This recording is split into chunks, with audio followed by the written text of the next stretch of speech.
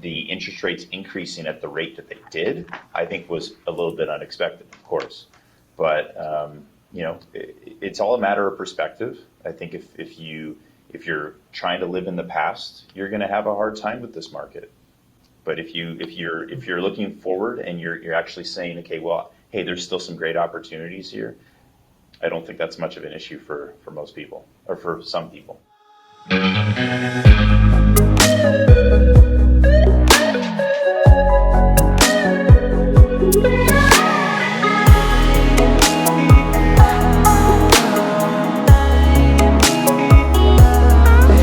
Everybody, it is Maynard Wagner of the Wagner Real Estate Group here at RE/MAX Northwest. Thanks for joining us on another episode of the Seattle Living and Wealth Building Podcast. Hope everybody's doing well. I've got a couple usual suspects here. Justin Day, Michael Dapper, two power brokers here in Seattle. How you guys doing? Excellent. Doing great. Awesome. And then we have another special guest here, Jae Koh at I Am Third Media. He runs one of the top media divisions here, serving real estate professionals in Seattle, and he's a badass real estate agent himself, helping a lot of home buyers and sellers in the area. It's great to have you on. Thank you, Maynard. It's weird to be in front of the camera, but let's go. Yeah, Jay is normally behind the scenes, so we're bringing him on the scenes today to get his valuable insights. Well, how's everybody doing? What's new? It is the end of June, just to give everybody an idea of when we're filming this. It's a very fast-moving real estate market here. Lots of changes happening. Summer finally arrived. Yeah, I mean, I think I'm seeing some changes in kind of buyers' expectations are catching up with the market, which is always kind of nice. I think the initial shock of rates going up is starting to become a little bit more normal. So, we're working through it together to kind of navigate this kind of, change in the market or shift in the market. So I think, we're always a little bit ahead of where our clients are at. So it's been a good opportunity to kind of educate them and help them through the process in a little bit different format. Perfect. Yeah. So what we're going to cover today is exactly what's going on in the market today. That's a hot topic with inflation, home prices, stock market. All of that is related when it comes to Seattle living and wealth building. But we've got a lot of active buyers and sellers right now who are having success in the market. So we'll talk about them, what it is about their scenario that's making them buy in this current market or sell successfully in this current market. And then we'll also talk about just Seattle in general. Why the heck are people moving here? And then why are actually people leaving Seattle? So we're going to give you the inside scoop on some of the reasons and cool things that make Seattle a great place to live and maybe a not so great place to live. For the most part, it's a great place to live. Yeah, absolutely. Yeah, I think to jump things off, when you're talking about the current status of the market, there's still a lot of uncertainty. I think it's giving people, some people pause. And I think it's important to realize that, buying in this market is not for everyone, and that's okay. But there's still lots of people who are going to be buying and selling homes over the next, 3-6 months, and keeping the right perspective and understanding that, real estate as a long-term investment is really strong. So I think that's what we've been speaking to a lot of our clients or leads about. Really just trying to understand where they're at in their process, what their long-term goals are, and whether or not buying right now does make sense. So who doesn't it make sense for? All right, let's start there. That's an interesting topic, right? Yeah, I actually I've been I have a saying that I've been saying a lot lately, which is I always like to put things in a logical sense. So if a buyer was actively looking, let's say 4 months ago, right, and they were pre-approved for $1 million, as of today or last week, you're looking at what, 25% less buying power, right? 800, 750. And then the down payment, which was going to come from their investment account, is also down, what, 25, 30%, So when you're a move up buyer, so let's say, hey, kids are growing up, or we just had another baby, or maybe we need to get a bigger house. So it's not a need, it's not a necessity, but it would be nice to be able to move up to a bigger house or a better house, whatever. I feel like those people are the ones that it might not make sense. Like if you can get away with staying where you are, because again, like not only can you not afford as much according to the rates and the pre-approval, but your source of your down payment just got smaller too. Yeah, I think that, the people it's affecting the most is a lot of first-time home buyers who just are simply unable to purchase the same type of house that they had in their vision. I mean, 6 months, a year ago, I mean, people thought, oh, this is what I could buy for $1 million. I'm pre-approved for that. And then to your point, Jay, they're only pre-approved for $800,000 now. And, the market is normalizing, and we're seeing the market kind of be put in a position where, that same house that would have sold for $1 million and been listed for $800,000, now it's being listed for $800,000 and selling for $800,000. So, the cost of homes isn't necessarily changing all that much, but people's affordability is. So I really think it's affecting some of those first-time home buyers, people who don't have very good credit. That's been one of the things that I've been speaking to a lot of people about, is what their credit looks like. It helps you get a better interest rate. So that's one bit of advice for all you first-time home buyers. Really focus on getting your credit nice and strong. You're going to be able to qualify for a better rate, and therefore it's going to help with your buying power as well. Well, I think too, with that example, JD, I completely agree. But I also think what we're really seeing too is that, listings are selling for, like you said, list price or closer to list price. So that example of, that home would have sold for $1 million and been listed at 800. We might actually sell that home for 900 today and list it at 900, where, the market was rapidly appreciating. So, not to be negative, but maybe there was a kind of a bait mentality of the super low list price and getting everybody to come on and offer review, where now I think list prices are a little bit more reflective of what you could expect to pay, which I think is a good thing. It's definitely, you kind of know what you're looking at more than you did maybe 6 months ago. Yeah. Yeah, and then that brings us to the point of why, like, that pricing has become that much more important. Pricing a home has become that much more important than, it was 6 months ago. Because as you said, Michael, I mean, you could have priced a home at anything and it would have sold, whether it sold for significantly more or it sold for around the list price. But now, I mean, you're really having to price homes in a mentality that allows it to sell at or very close to that list price, whether it's up or down. We're seeing a market where we're seeing lots of different price reductions, and I think it's taken a long time for sellers to reset their expectations of what they're able to get for their home. To your point, I mean, you're exactly right, Michael. I mean, it's probably not the listed 800,000 sold for $1 million before, and now it's selling for 800,000. I think it's more somewhere in the middle. But houses are not selling for the same amount that they were 3, 4, 5 months ago. Well, to go back to the question of, who isn't it right for, to buy right now, or sell right now for that matter. I think Jay, what you were saying about, well, what is different? Well, we're looking at stocks being down and interest rates being up. So depending on if you've got, not so great credit and you're going to be even more affected exponentially by that interest rate hike, maybe it's not the right time for you. Or, the inverse of the upgrade argument is what we were talking about earlier today, that, if we are seeing prices lower than they would have been 6 months ago, that upgrade, even with a higher interest rate, is now become financially cheaper for you. And I completely agree. And I've always kind of been saying, when the demand goes down, that's what's ultimately going to drive the price down, right? So I always thought of it as the ultimate group of people that's going to be I don't want to call it loser, but the group of people that's going to be missing out is ultimately the sellers.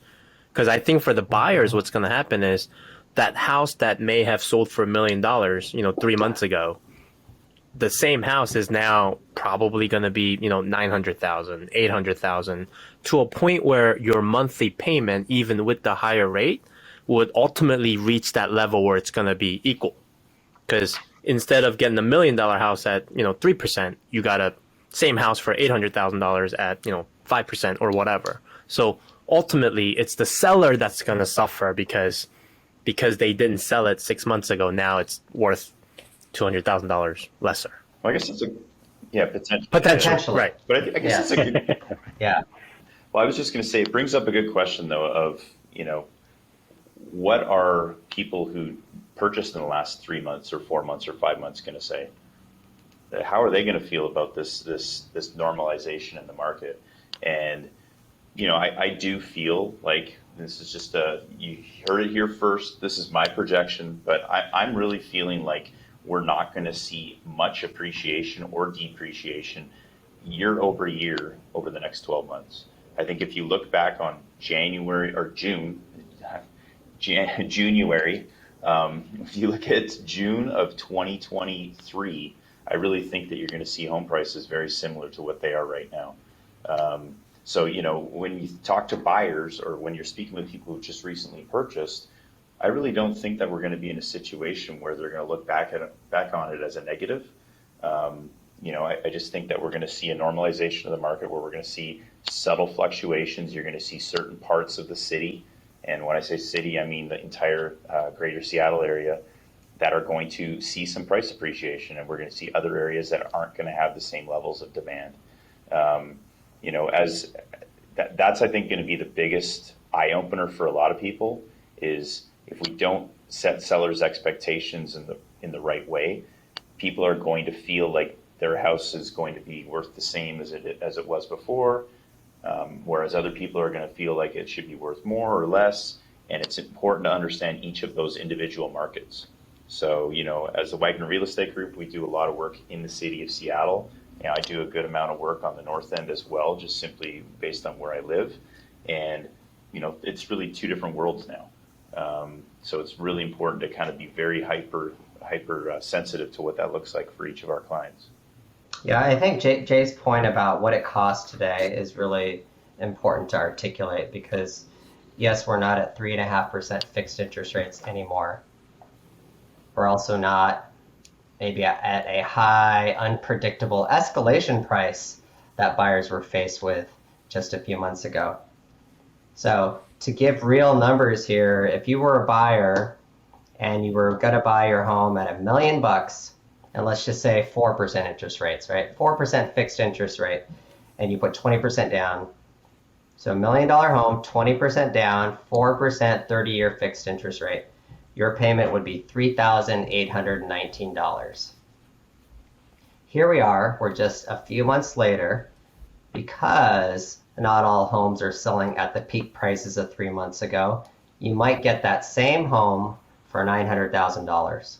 Okay, if you're getting that same home for $900,000, putting 20% down, and you lock in a 4.75% adjustable rate mortgage, because you can lock that in for 7 years. So that rate's a little bit higher, the price is a little bit down.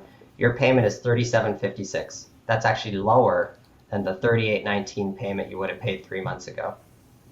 So there you go. There are actually cheaper opportunities to lock in a lower price, lower mortgage payment today with less money down than there are 3 months ago. Yeah.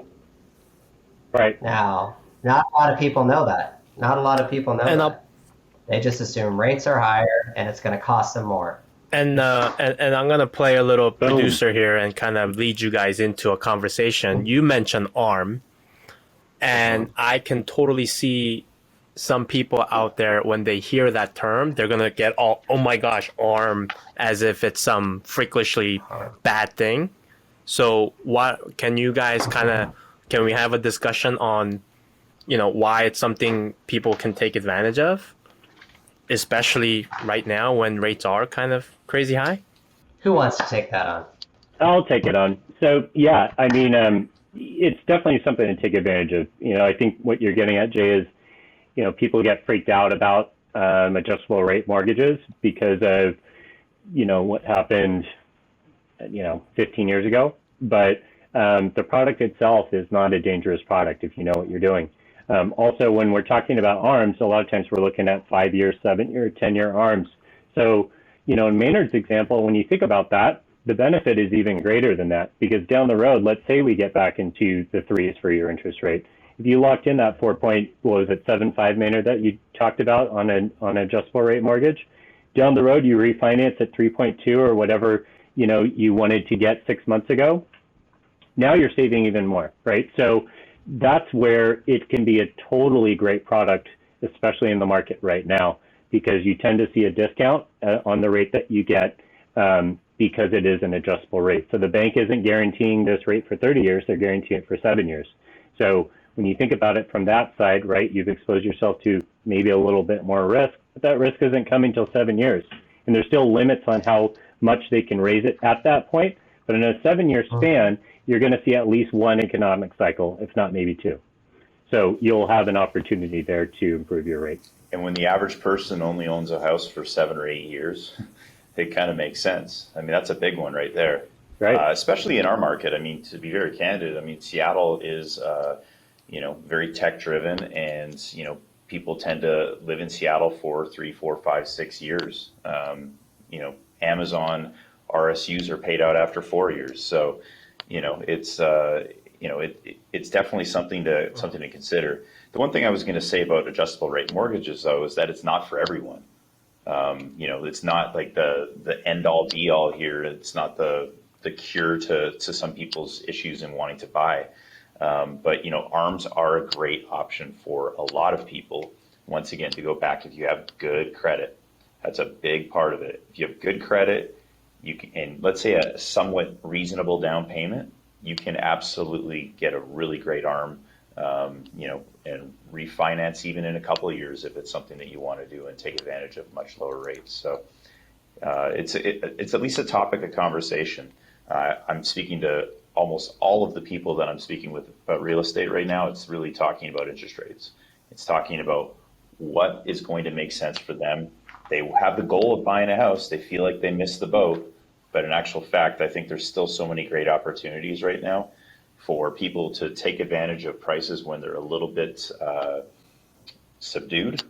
And you're going to see, eventually prices go up. Who knows when they're going to go up and at what rate they're going to go up, but they're going to go up over the next 5 years. And then it's really a matter of buying now, take advantage of the prices now, and refinance later and take advantage of the rates later. So. And if you have cash buyers, it's like golden. Yeah. Mm-hmm. Although sometimes, yeah. That's always the rule. The golden rule is always cash buyers. Yeah, they need all kind of. And actually, when we're talking about who this market is really perfect for, it really is that downsizing buyer. Someone who wants to sell their house, their kids have moved out, they've moved to college or whatever it may be, and you have all this equity in your home. You sell that home, and then you go ahead and buy something like a condo or whatever it may be as a downsized person for cash. It's a no-brainer in that sense. I think that's something that people need to consider is really, does their massive house or does their house fit their lifestyle anymore? If it doesn't, they should consider something like that, because you can live mortgage free having paid cash for your home without even thinking about it. So. Yes, it's always good to be a homeowner with a lot of equity. Gives you a lot of flexibility. You can do a lot of different things. Do you guys actually have buyers that you work with, 3, 4, 5 months ago, coming back kind of asking like, hey, like, did we make a wrong choice? Or like does that actually happen? Do they kind of ask you? Like, I'm just curious. Me personally, I haven't had anybody come back and say, gosh, wish I would have bought my place, now. I think it's kind of the opposite. What they're celebrating is even if they escalated 20%, what they're celebrating is, thank gosh, I got my, my low interest rate. So I think in the perspective of a buyer, certain buyers are going to be more savvy than others, but a lot of times people, they feel like they got to win in one way, whether it's a lower price or whether it's a low interest rate. To Justin's point, what it really comes down to is what's making sense for them. If they're happy in their house, they're not going to find a reason why it was a bad decision for them to buy at the time that they did. To say I bought at the top of the market, but I got, a low interest rate.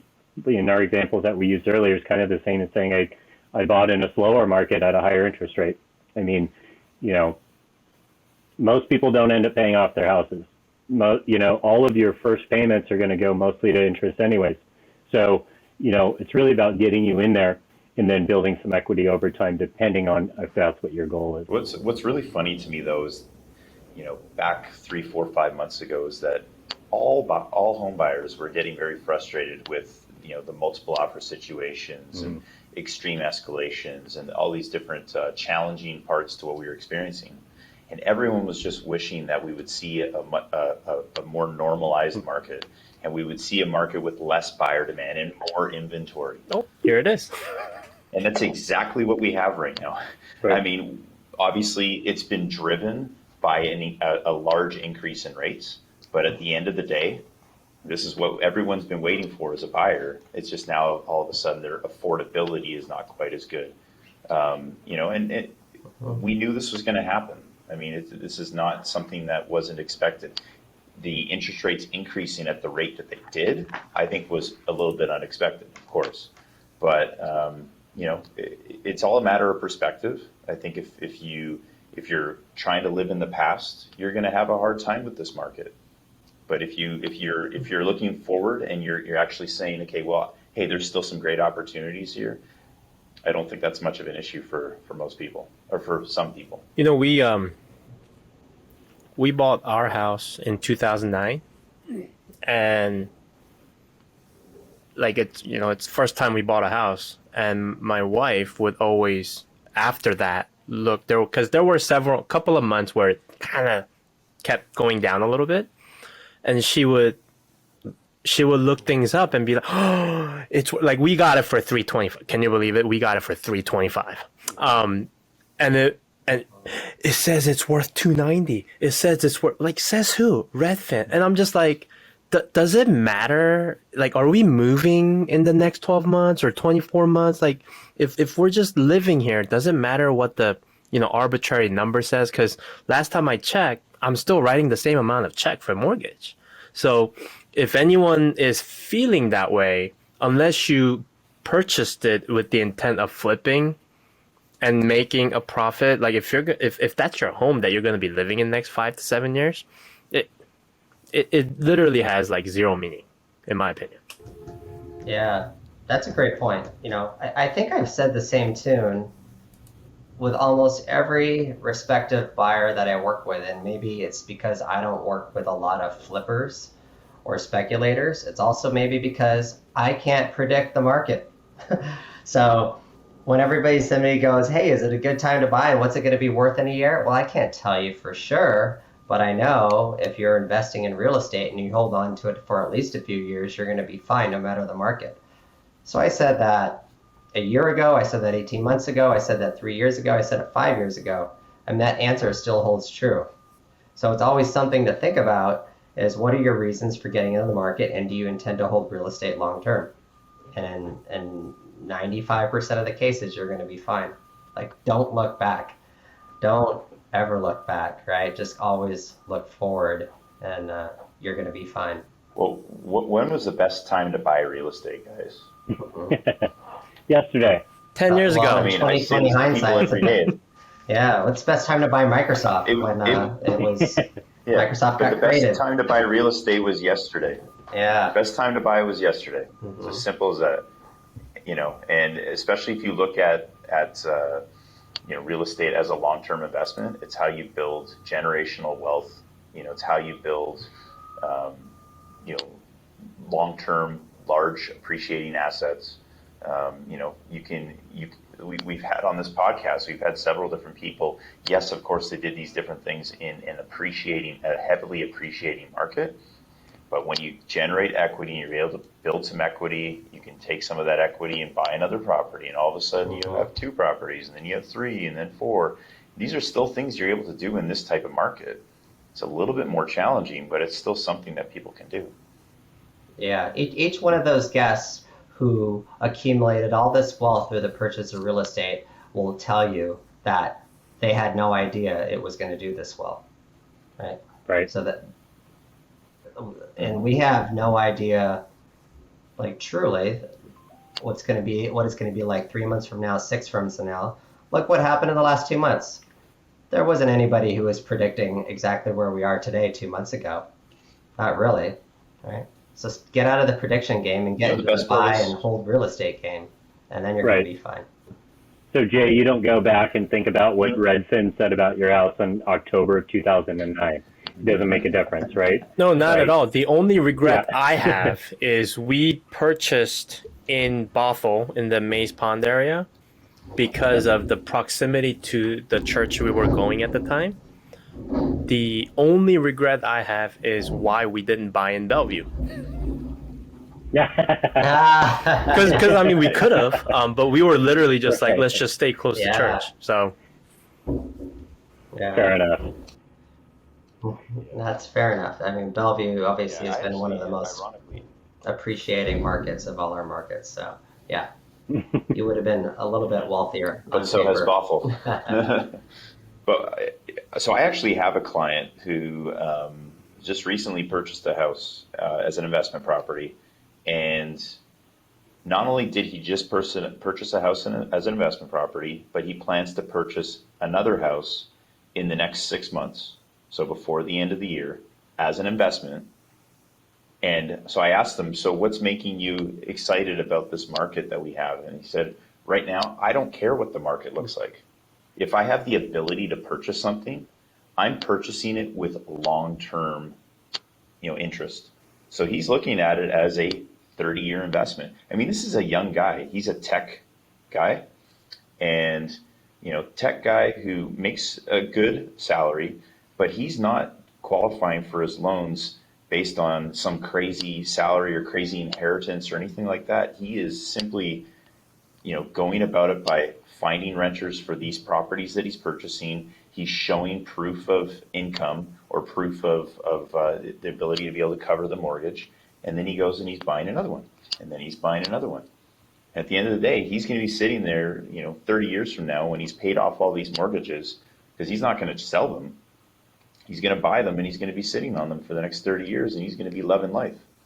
So still, even in this market, even in one where there's a little bit of uncertainty, we're really back, guys. Where are we back to right now? We're back to the beginning of 2020 when COVID started. There is uncertainty. We're feeling like this kind of angst as to, hey, this is way different than what we were used to.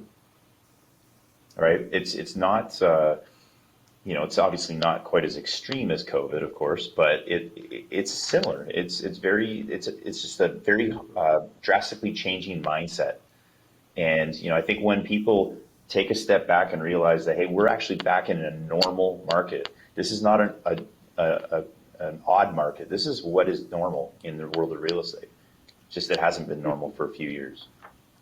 And I think some of it is the fact that it happened kind of like falling off a cliff. It didn't gradually happen. It just sort of like, ooh, things are so crazy. And then we just, like you said, exactly kind of like COVID, how something just immediately happened. And then, my goodness, I remember that first week when everything was shut down, I'm going, if we can't get out of the house, people can't sell their house. And that means I don't know what I'm going to do. Mm-hmm. Yeah, well, that's interesting. So that happened in March. Yeah. Okay, and then we obviously froze. Nobody was buying or selling for roughly 14 days. Then we opened it up. But what happened that year is it was about 5-6 months later when suddenly confidence started to soar in the August, September, even October timeframe, because suddenly the information available looked like we were in this V recession period, not a prolonged one that was going to be here. So then as a result, confidence came back, and that was the busiest fall like we've ever had for the last 5, 6, 7, 8 years. Like maybe Oh, even like Yeah. through the winter. through the winter, right? Through the winter. So I'm not saying that's going to happen again, but here we are in this sudden period of uncertainty. More homes have come on the market. Who knows what's going to shift? Maybe. But what I can tell you this is there are analysts out there, and this is a poll of at least 106 economists who follow the home prices, who follow the real estate industry, who follow the economy in general. 75% kind of believe that we're in for a short recession. Only 11% feel like we're in for a hard, prolonged recession. So, I mean, what does that mean? Take that for what it's worth, right? But right now we're in this kind of fearful state, like prices are being reduced. It's because prices are being reduced because of the sellers who saw the one house on their street sell for an insane amount of money 2 months ago, 3 months ago, and they priced too high. Right. There's a lot of shoot for the moon sellers right now who are suddenly lowering their prices. We could just see a bounce back way faster than what people are talking about. Or Justin, you may be right, and prices stay pretty flat. For sure, it's hard to say, but again, if you're buying real estate that for a longer period than 2 to 3 years, you're not going to worry about this. But if you're a person who doesn't need to buy real estate and your stock portfolio got hit and you're happy with the house that you got and you don't need to live on the water, whatever that reason is, then stay put. Right. Well, and just to clarify, I mean, I am not saying that we're going to have flat home prices for the next 5 years. No, next year. I do think that Right. we're going to see a recovery. Yeah. Yeah, but the point is like, home prices typically still appreciate during recessions. And I'm not saying that necessarily is like precursor to say that's going to happen right now. But what will happen is you're going to see interest rates start to go on the decline when we actually truly need it through a recession. That's the sign of a economy that is struggling a little bit more, is you typically see rates go down. And so I think that's going to have a direct impact on what home prices are going to do, and what buyer demand looks like. Even this past week, last 2 weeks, rates have gone back down a little bit. I'm not saying that's sustainable, that's going to be sustained, but it's going to be interesting to see when we enter this actual recession, whether or not interest rates are going to continue to go up. And at the end of the day, I know what our lender friends are telling us. So, and at the end of the day, if you're working with a responsible lender, and I think most lenders are responsible, it's not like back in 2007, 8 when people were just, giving stuff away to, people that really shouldn't have any business getting it. But if you're, I mean, I rarely work with any investor or flipper. So it's mostly people that are looking for their home, right? I always make that clear, where a house is a thing that when your family goes in there, then it becomes a home, right? So if you're looking to buy a house to turn into your home and it's a long term, I mean, no one really buys a house saying, oh, we're only going to live here for 3 years because, God knows. I mean, most people are thinking 5, 7, 10 years. If that is the case, and if you're looking for a home and you need to move or purchase, and your finances back that up, whether it's high interest rate, low interest rate, like if you can afford it, then go buy it, right? It doesn't really matter if we're in a high interest rate environment, low interest rate environment. If on paper it says you can afford it and you're being responsible about it, and you're going to be there for 7, 10, 15 years, it's going to appreciate regardless. Right. Yeah, I mean, we can never go backwards, and we can't predict the future. So, as long as you're working with, like you said, a lender that you trust, a real estate agent that you trust, the end, it really just comes down to a personal decision on on if it's what you've been looking for or what's going to make sense for you, because you can slice it every which way, benefits, positives, negatives.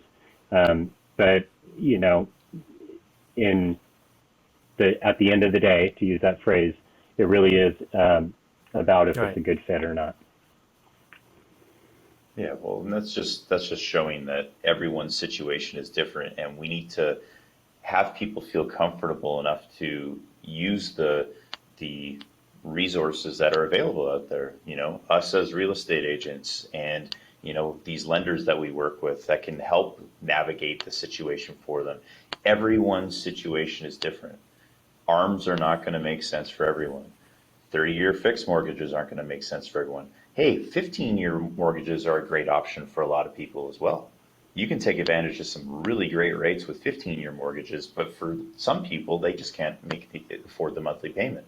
But you're able to have a lower down payment, a lower interest rate, and at the end of the day, you're going to pay a lot less interest over 15 years than you are over 30. So, yeah. I've been a little bit giddy because when things get tough in any industry, so I came from a financial planning industry, and when you go through times like 2007, 2008, that's when like a good percentage of people in that industry just drops off, right? Because that's when you don't want to talk to your clients and you start hiding from them. I'm a little bit halfway giddy because unfortunately, I mean, you guys have always done a great job of branding and marketing, but not everybody is like that. So it's when things get slow, when times get tough, people start to think, oh my gosh, like I need to figure out a way to kind of, continue to be relevant. Even, marketing your listings for those people that are, I call it average and below agents who are, I'll just take a cell phone picture and just post it because it's still going to get multiple offers. Like, I feel like those days are long gone, and being able to effectively market your listing, market your brand is now making its way back, because otherwise you're going to be missing out. Agreed. Yeah, for sure. Some of the biggest companies have been formed during a recession. So it's definitely an opportunity to like normalize in many different markets. So we're talking a lot about buyers. What about sellers? What are you advising sellers to do, and what kind of success or what expectations do sellers need to have? How do you advise them to succeed in a market where people are not, as aggressively making offers? People are a little bit fearful and concerned, as we talk about. Any tricks of the trade that might help their home get sold sooner than later? I have an unfair advantage of seeing hundreds of listings. And the trend that I have been noticing is that, one, when it's priced right, I think that is the most important thing. I have seen, because we keep track of all the listings that we shoot pictures and videos, and because I'm sort of always looking to see when things are going pending and things like that. When I walk into a listing, I'm looking at it from a buyer's agent, and I'm saying, if I had a buyer, like, how do I explain this home to the buyer, right? And that's where I kind of sometimes give you guys feedback and things like that. Mm-hmm. Almost every time when I walk in and I go, okay, and then I would ask the listing agent, how much are you listing this for? And when I hear that number and I go, oh shoot, I'm gonna have to wait extra couple of weeks for this to go. And lo and behold, like, that's how it happens. And usually when I ask the agent, like, hey, like, it's a little bit high, at least in my opinion. And then they're just like, well, sellers won't budge. And that's generally how, because they've been seeing these, other homes that are, closing, and they're finally seeing that actual number, but they don't realize that was something that went under contract a month ago. Like, it's really unreasonable for you to have that expectation. Uh-huh. And then, second thing, again, most of the agents that I work with who, take advantage of, everything that we have to offer, they tend to, again, do better because you stand out. And I know you guys have your very meticulous way of, getting all the listings marketed. I love how all of you guys jump on your listings and put it all over your individual feed, and you're all doing stories and stuff. Like, I think there needs to be more of that. And that's like the power of team effort. Because you all have your own listings and things like that, but it's like the entire team jumps in and you're all promoting. I think, again, those are the things that's going to take you to that next level or continue to kind of maintain the level that you guys have been on versus, again, like the days of, oh, I can just take a picture here and, post it and hopefully I get I think those days are over. So, and I'm not just giving you kudos because it's your podcast, but it's the truth. Yeah. Yeah. Well, Maynard, to go into it more, I mean, what questions we're to get into what we're having with, or conversations we're having with sellers, I feel like it really is about setting expectations. If sellers have reasonable expectations and they understand that the market has shifted and changed, and they're not looking at their neighbor's house that sold 6 months ago for X number of dollars, and that we can provide them an idea of, hey, this is what your house is worth, this is what your house should sell for, then, we're either going to have people that are happy with us, but, with the fact that we're being candid, we're being honest, and we're being very straightforward, or we're going to have people that are unrealistic and are not going to necessarily be the clients that we're wanting to work with anyways. I think that, most sellers are understanding that we're in a different market, and, pricing has become the number one thing that is going to be a question for all sellers. And when we're able to put them in a situation where they feel like they're being advocated for, but at the same time, not just simply saying, okay, you want $1 million for this house, but all the comps say that it should sell for $900,000, but we're still going to list it for $1 million because there's 1 out of 1 million people that are going to buy it for $1 million now. That's just not the way we can do things anymore. It really is more a matter of, okay, this is the analysis. This is what it looks like. These are the different reasons why this is the way it should be. And these are the creative things that we can do to make your home stand out. But at the end of the day, this is the analysis, and you kind of have to go with it.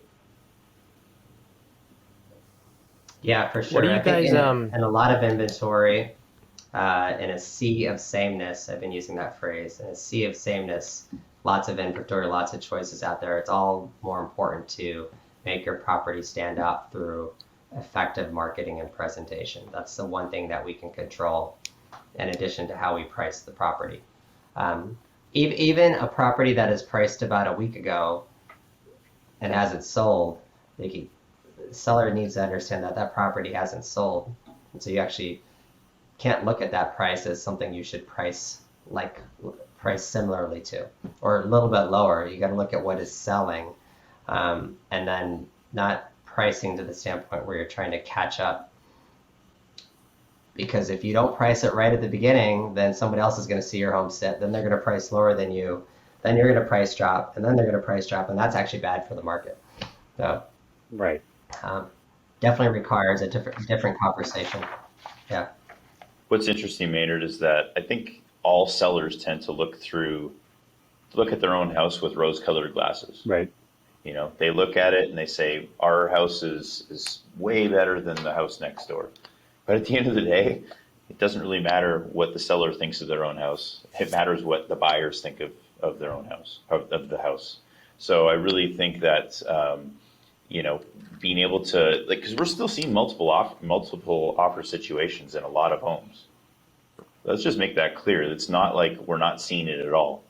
They're just the most compelling homes. They're ones that are being marketed correctly. They're ones that are being prepared correctly. They're not skimping on the painting and flooring and all these different things that could all of a sudden bring their house to the top of the market. Because as you said, Maynard, if there's a sea of sameness, what is going to differentiate your house from anyone else? It's either going to be price, or it's going to be whether it's super compelling. Yeah, hopefully both. That's the key. Correct. One thing too is I'm seeing some homes offer credits towards buyers' closing costs, credits towards buying down the rate. So I think that is something that is something a seller could offer that makes it more attractive. You know, it doesn't mean you could price high, but that's another tool that you hadn't seen used when there's not much inventory. So that's something I'm considering having a discussion and doing that with some future clients coming up here, or some clients of mine that maybe if their home doesn't sell quickly, that's something that we can do to entice them if we've already done what we feel is a great job with the presentation and the pricing. How do you get it to move quicker? Yeah, definitely something we were seeing, a few years, 4 years ago, for sure. Mm-hmm. I think it was back at end of 2018 into 2019. We saw a little bit of a lull in the market, and we were seeing that on almost every home that wasn't selling, that is. I did hear someone talk about that rather than lowering the price of the house, providing that credit could actually be more advantageous because they can use it to, buy down the rates and things like that. Yeah, exactly. Good tip. Good tip.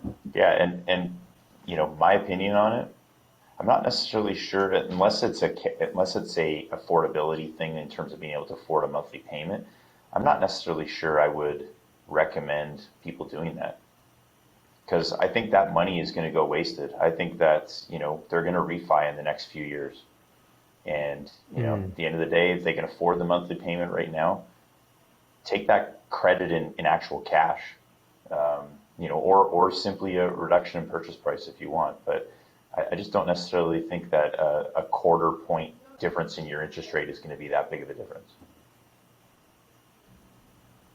Once again, an opinion though. So. The But opinion is sometimes it good. just feels good. Yeah, Everybody should have an opinion.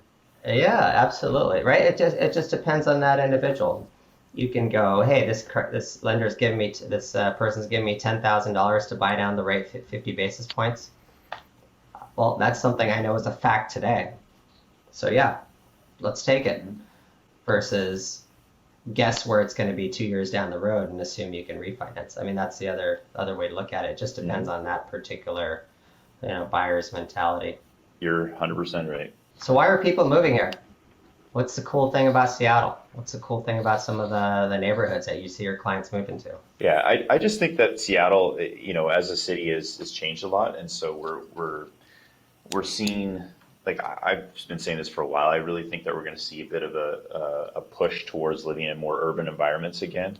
I think people have been, over the last few years with COVID, have been moving further out, but I think that Seattle is a really vibrant city, and especially with all the tech that we have coming into the city, not only in Seattle, but when we're talking about Redmond, we're talking about Bellevue, we're talking about Kirkland.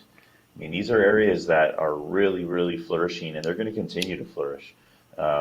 So I just think that whole mentality of, hey, if you want to live in a place that has access to the outdoors, access to water, I think we'll all laugh about this a little bit, but fantastic weather. When you're in a city that has all those different things and it has all these wonderful pockets. Hey, it's sunny outside. Exactly, Maynard. I got it. Oh, look at that blue sky. It's lovely. Yeah, but when you have a city that has all these different, wonderful, wonderful characteristics, and has these really cool urban environments, I think that's what's driving people wanting to live in Seattle. Anyone else? Yeah, I completely agree. I mean, I think, if you've never visited Seattle, if you just look at it on paper, we've got great schools, we've got a great university that's in city. So even for a student that wants to, I'm working with somebody that their parents are helping, split a condo with them. You can live in a city and still go to a great school at the same time. We've got great healthcare here, like you said, tech opportunities, but, we still have a really strong arts and creative scene as well. If you're interested in music or arts, or you want to do yoga or anything like that, I mean, the city's got everything for everybody. I think even though there's, the Seattle freeze that they talk about, Seattle's not maybe as gregarious as maybe like a city like New York, but it is a polite city. So I think, we welcome people here. We're used to it growing. There's some old timers out there that are always going to gripe about any change. But in reality, I'm 36 years old and I can't remember a time when Seattle wasn't growing or changing, and it will continue to do that because people want to live here. So there's always development. There's always new opportunities, job growth, both in and out the city, right? Like you're talking about Redmond, there's great little shops out there too. It's not just a mall anymore. So, there's what's not to like.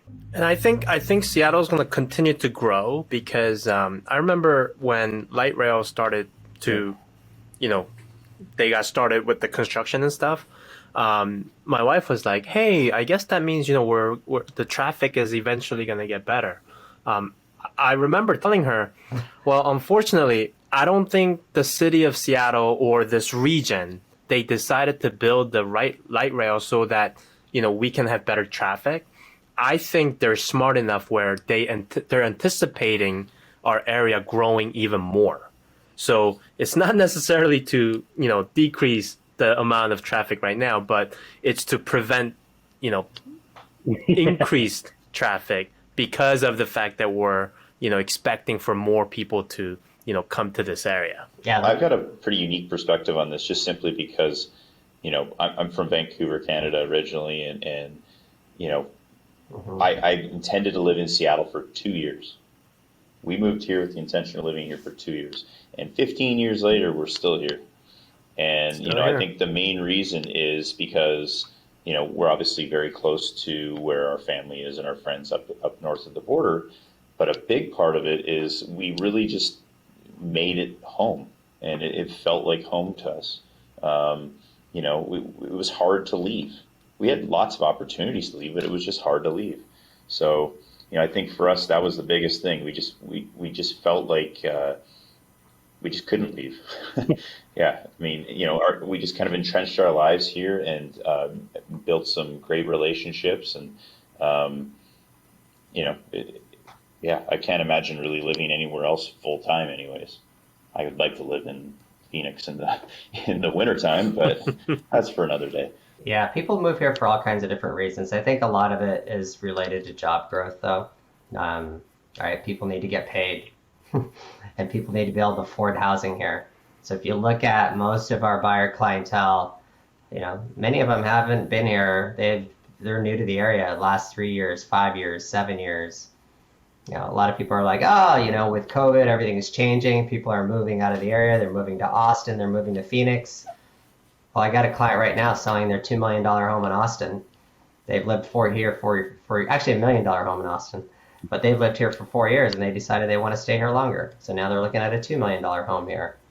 Got all kinds of reasons. People move from the East Coast. They got a great job here. They want to settle in.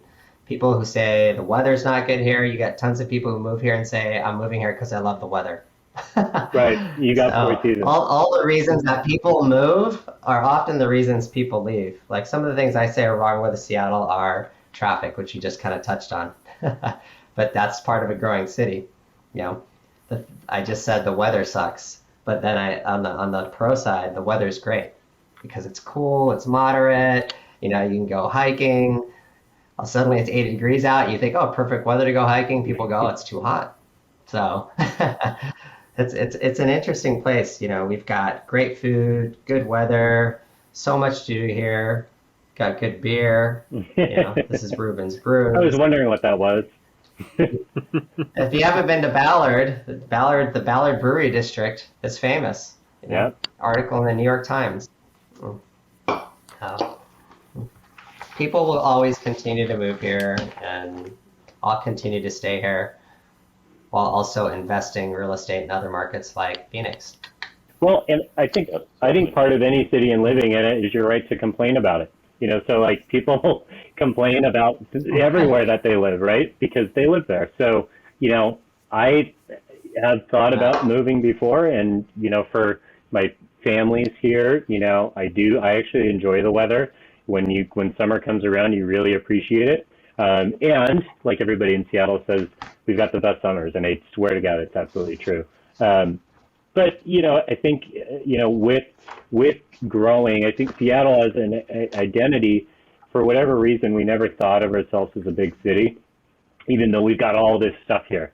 So I think that kind of the way that we view it makes people gripe about problems that other large cities have, because we picture ourselves as a small city, but we're not.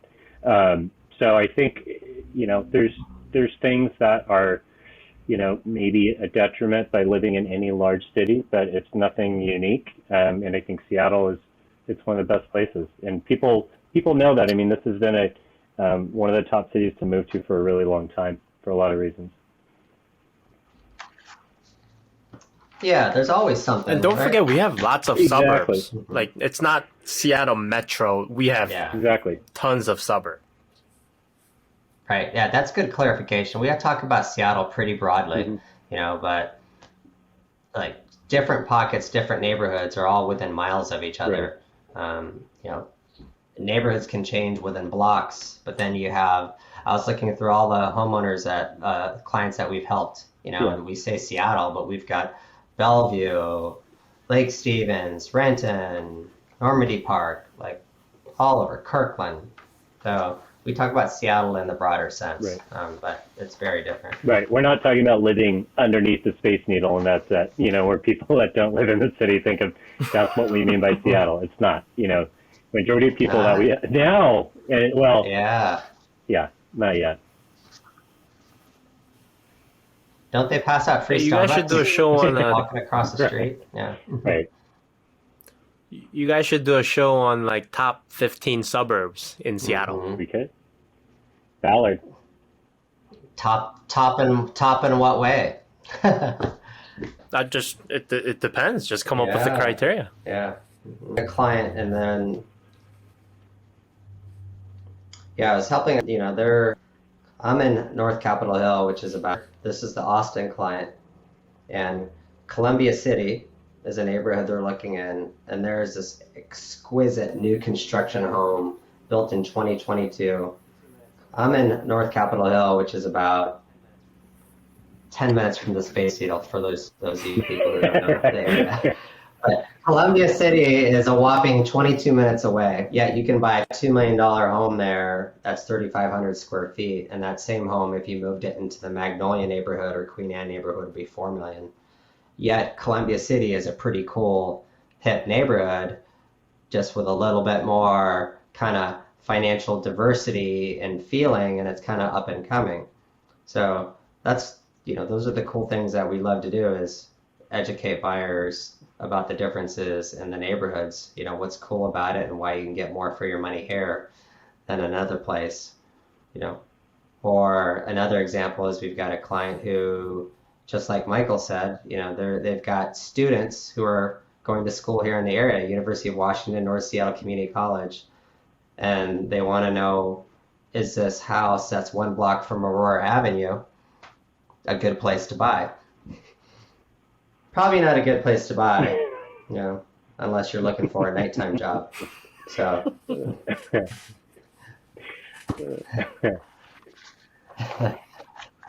yeah. So tips that you only get from the insiders here. That's 20 minutes away from the Space Needle.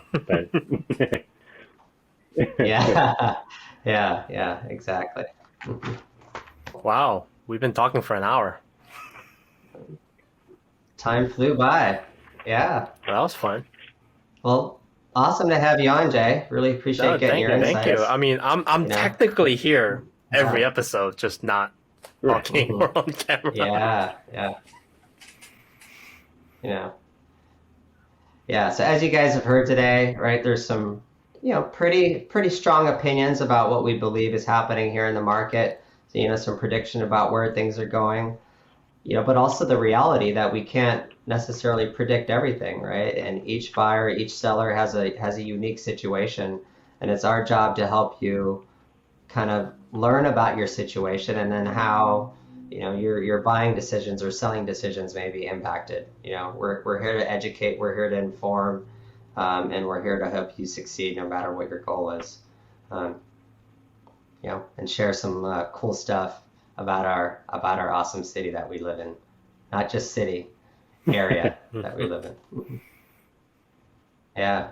Well, any closing thoughts from you guys, Justin, Michael, Jay? Yeah, I just think, most people are looking at it from the perspective of, okay, well, what does it look like for the general mass? Well, I think it's important just to look at it from your own perspective.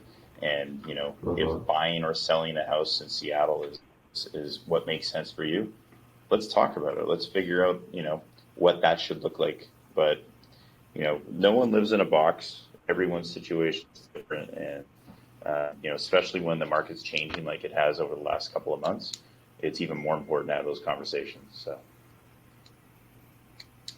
Agreed. I think in the end, it comes down to the same question as it did, 6 months ago. Is how much do you like the house? Is it the right match for you? If we can answer that, we can get there, by any means. But that's just the question that we're trying to answer. So it's all good. I would just like to say, Wagner team is awesome. All right, everybody. Thanks again. Maynard Wagner, Michael Dapper, Justin Day, Jae Koh.